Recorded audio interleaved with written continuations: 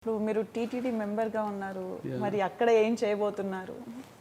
అంటే ఇది నేను యాదాద్రి చేసేటప్పుడే నేను తిరుమలలో బ్యూటిఫికేషన్ అడ్వైజర్గా ఉన్నానండి. ఓకే. సో నన్ను అపాయింట్ చేశారు. దాని తర్వాత ఒక అంజనాద్రి టెంపుల్ని డిజైన్ చేశాను తిరుమలలో. సో మళ్ళీ మనకి చేంజ్ మళ్ళీ కొంచెం డిలే అయింది. ప్లస్ నాకేంటంటే తిరుమల దేవస్థానంలో బోర్డు మెంబర్ అవడం అనేది ఇది దేవుడు ఒక అనుగ్రహం, లేకపోతే అవలేం. యాజ్ అ విశ్వకర్మగా నేను ఫస్ట్ టైంగా బోర్డ్ మెంబర్ అవ్వడం అనేది, ఒక టెంపుల్ ఆర్కిటెక్ట్గా అనేది ఇంతవరకు ఎవరు లేరు. సో నాకు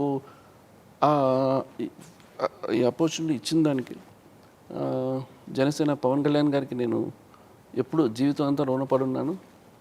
అండ్ ఒక డిప్యూటీ పవన్ కళ్యాణ్ గారితో జర్నీ అయితే మీది అందరికీ తెలిసిందే. సో ఆయన అనుకున్న ఆయన కోరిక ఏంటంటే తిరుమలలో మనకి ఒక బోర్డు మెంబర్గా ఉన్నప్పుడు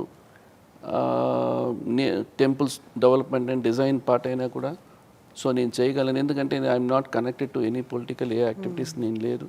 సో అండ్ ఆయన కూడా నువ్వు ఉంటే బాగుంటుంది అని చెప్పి అపాయింట్ చేశారు.